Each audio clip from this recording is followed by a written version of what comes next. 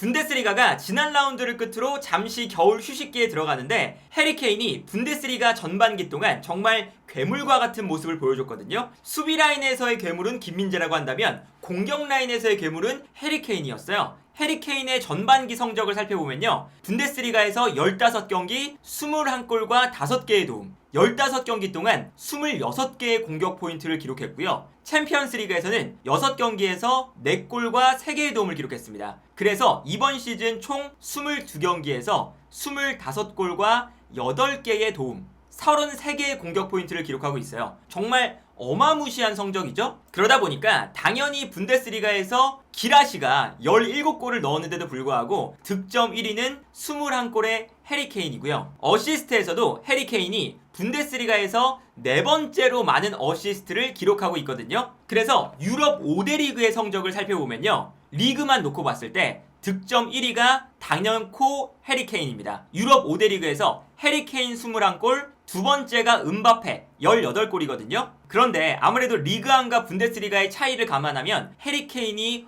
어마무시하게 득점을 많이 하고 있다는 걸 알 수가 있고요. 여기에 더해서 골과 어시스트를 합친 기록도 해리케인이 26개, 유럽 5대 리그에서 1위입니다. 그리고 90분 동안 공격 포인트를 합산해봐도 해리케인이 경기당 1.78 공격 포인트를 기록하면서 유럽 5대 리그에서 가장 많은 공격 포인트를 기록하고 있고요. 페널티킥을 뺀 득점이 18골로 유럽 5대 리그에서 페널티킥을 뺀 득점도 가장 많은 선수가 해리케인이에요. 그리고 유럽 5대 리그의 득점 순위를 봤을 때 해리케인의 기록에서 가장 놀라운 건 어떤 거냐면요. 골 기대값 대비 득점이거든요. 그러니까 손흥민 선수와 최근에 황희찬 선수가 골 기대값 대비 득점을 정말 많이 하면서 골 결정력에 대해서 아주 큰 칭찬을 받고 있잖아요. 뭐 손흥민 선수야 늘상 그랬지만, 그런데 이번 시즌 해리케인이 골 기대값이 15.2골입니다. 그런데 21골을 넣어서 지금 골 기대값 대비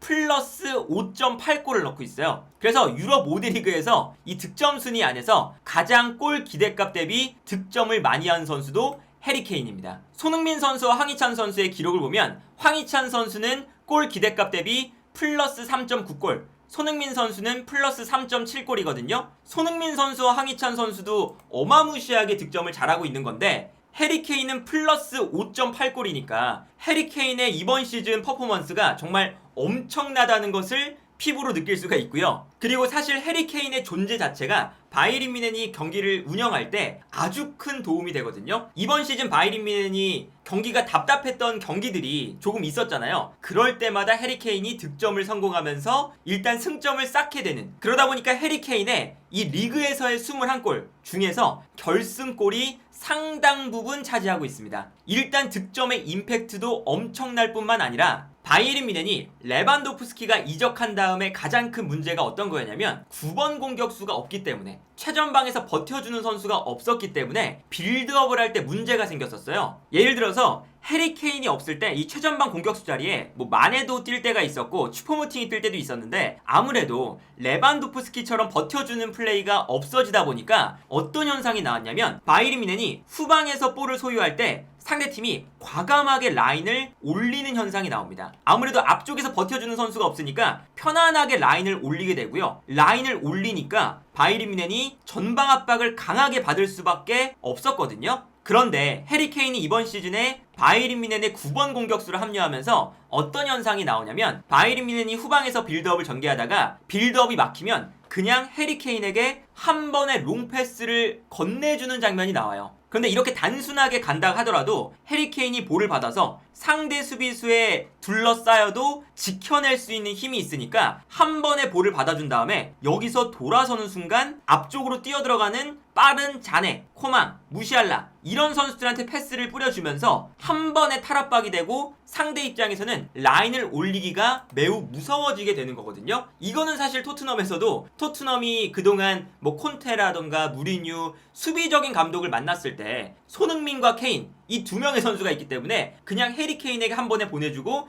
해리케인이 버텨줄 때 손흥민이 상대 수비의 뒷공간으로 뛰어들어간다. 이 역습 패턴이 정말 유럽 최고의 역습 패턴이었잖아요. 그런데 바이에른 뮌헨은 물론 이제 뭐 손흥민 선수만큼이나 위협적인 측면 공격수는 없지만 그래도 준수한 측면 공격수들이 많은 팀이죠. 그러다 보니까 토트넘에서보다 패스를 뿌려줄 수 있는 루트도 많아지고요. 그러다 보니까 상대팀 입장에서는 바이에른 뮌헨을 상대로 라인을 올렸을 때 뒷공간에 대한 위험성이 매우 커지는 장면들이 나와요. 그래서 지난 경기에서도 이런 장면이 나옵니다. 바이에른 뮌헨이 후방에서 볼을 가지고 있는데 볼프스부르크가 라인을 과감하게 올리면서 전방 압박을 하고 있거든요. 그런데 이때 바이에른 뮌헨이 전방 압박을 벗어나기가 힘드니까 그냥 후방 쪽으로 한 번의 롱 패스를 뿌려줍니다. 그리고 앞쪽에는 해리 케인이 있죠. 그리고 해리 케인이 볼을 받았을 때 상대 수비가 과감하게 올라와서 해리 케인과 부딪혀주는데 여기서 해리 케인이 버텨줘요. 버텨준 다음에 올라오고 있는 자네에게 리턴 패스를 후방에서 올라오는 패스를 받아서 내주는 장면이죠. 그리고 이 패스 한 번에 바이에른 뮌헨이 탈압박을 하게 되고요. 자네의 스피드가 워낙에 빠르다 보니까 볼을 끌고 올라가면서 측면에는 알폰소 데이비스, 중앙에서는 무시알라, 그리고 반대편에서는 라이머가 뛰어가고 있는 걸 볼 수가 있거든요. 그래서 순식간에 상대 수비의 넓은 공간을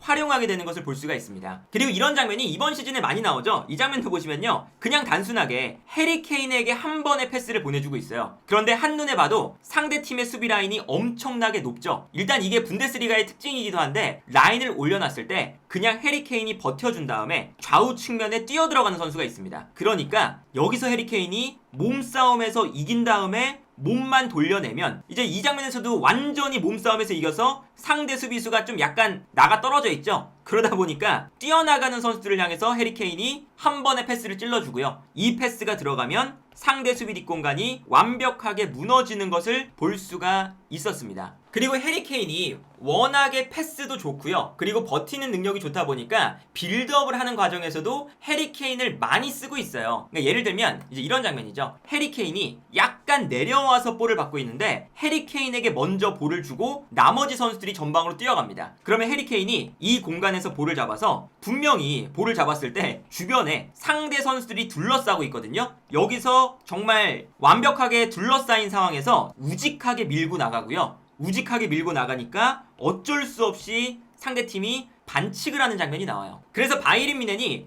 해리 케인의 패스 능력을 활용하기 위해서 해리 케인을 약간 미드필더 라인으로 내릴 때도 있거든요. 그래서 이 장면도 보시면요, 해리 케인이 내려오니까 아무래도 해리 케인을 따라서 중앙 수비수 한 명이 끌려 나와요. 그러니까 오른쪽 측면에 있었던 코망이 오히려 안쪽으로 들어가고 있고요. 그리고 해리 케인에게 패스가 들어가는 순간 해리 케인이 볼을 받아서 전방을 바라보면서 뛰어들어가는 선수들에게 패스를 뿌려줄 수가 있는 거죠. 이 장면에서도 오른쪽으로 뛰어들어가는 선수도 있고 중앙 지역에 코망이 들어와 있기 때문에 뛰어들어가기도 하고요. 반대편에 있는 선수들도 뛰어들어갈 때 해리 케인이 패스를 뿌려줄 수 있을 만한 선택지가 많아지는 거죠. 그리고 해리 케인이 이번 시즌 들어서 더욱더 패스가 좋아진 느낌도 들어요. 그래서 이 장면을 보시면요, 해리 케인이 약간 내려가 있을 때 상대팀 수비가 완전히 갖춰져 있는 상태였거든요. 근데 여기서 해리 케인이 어떤 패스를 보여주냐면 앞쪽에 6명의 수비수가 있는데 이 라인 사이로 정말 정확하고 정교한 스루 패스를 넣어줍니다. 그래서 정말 대지를 가르는 패스가 들어가면서 케인의 패스 한 번에 상대 수비가 와르르 무너지는 걸 볼 수가 있어요. 그런데 또 해리 케인의 패스가 워낙에 위협적이라고 해서 상대팀 입장에서는 수비 라인을 뒤로 물러날 수도 없습니다. 왜냐면 수비 라인을 뒤로 무르는 순간 수비 라인 앞 공간에 공간이 발생하면서 해리 케인이 볼을 잡았을 때 패스를 하지 않고 그냥 슈팅으로 득점을 만들 수가 있거든요. 그래서 어제 경기에서 해리 케인이 어마무시한 중거리 슈팅으로 득점을 만들어냈는데 해리 케인의 킥력이 애초에 정말 좋다 보니까 내려갔을 때는 주변에 있는 선수들에게 패스를 공급해주고요. 그리고 전방에 있을 때는 버텨낸 다음에 포스트 플레이를 통해서 주변 선수에게 찬스를 만들어주고, 그리고 상대 수비가 내려가 있을 때는 약간 내려가서 중거리 슈팅으로 득점을 만들어주고, 정말 완벽에 가까운 퍼포먼스를 보여주고 있고, 심지어 상대 수비 라인이 밀집한 공간에서 찬스 메이킹과 창의적인 플레이도 이번 시즌에 정말 많이 보여주고 있습니다. 예를 들면 이런 장면이죠. 상대 수비가 안쪽에 밀집해 있는 상황이고 해리 케인이 약간 오른쪽으로 빠져 있는 상황이었는데요. 여기서 패스가 해리 케인 쪽으로 들어갈 때 밀러가 정말 감각적으로 해리 케인에게 흘려줘요. 그 다음에 해리 케인이 여기서 본인이 볼을 소유하지 않고 안쪽으로 뛰어들어가는 코망에게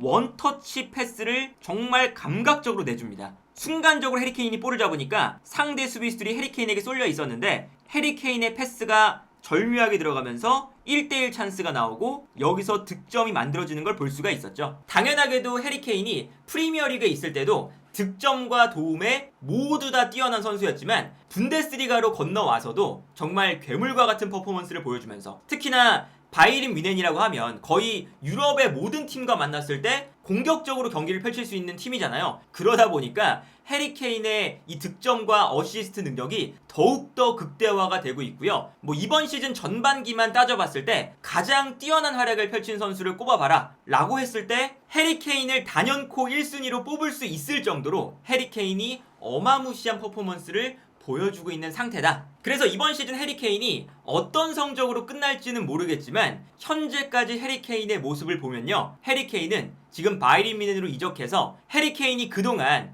벤제마, 레반도프스키, 수아레스, 뭐 홀란드, 음바페 이런 선수들에게 약간은 뒤떨어지는 것이 아니냐라는 평가를 들었던 것도 사실이에요. 그런데 바이에른 뮌헨이라는 정말 세계 최고의 클럽으로 이적해서 나도 그 정도의 퍼포먼스를 보여줄 수 있는 선수다 라는 것을 명확하게 보여주고 있는 시즌이 아닐까 싶네요.